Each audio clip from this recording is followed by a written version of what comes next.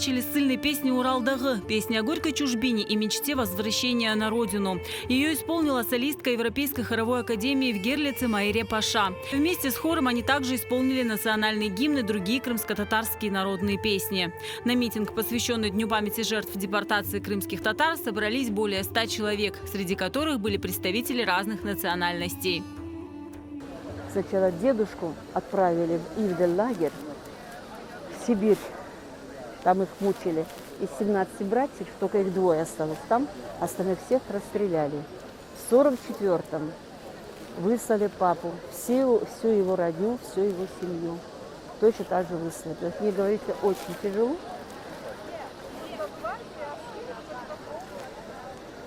Мне тяжело говорить. Я пришла к Брадогурским воротам в Берлине почтить память своих дедушки, бабушки, мамы и папы, которые были в 1944 году насильно депортированы из Крыма, из своих домов в Узбекистан, Таджикистан.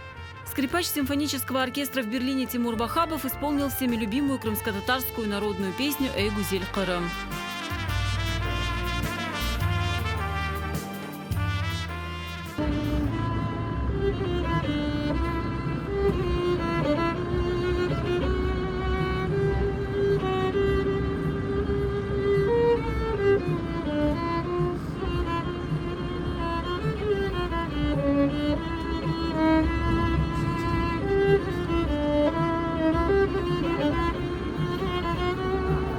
Организовали мероприятие несколько крымско-татарских групп, среди которых Кырым Медени Меркезы.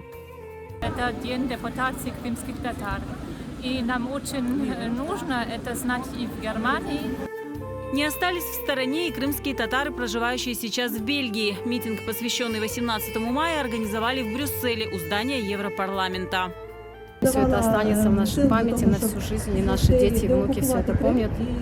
Все это передается на генетическом уровне, через кровь, через молоко матери. Здесь также выступили активисты, читали молитвы и говорили о трагических судьбах.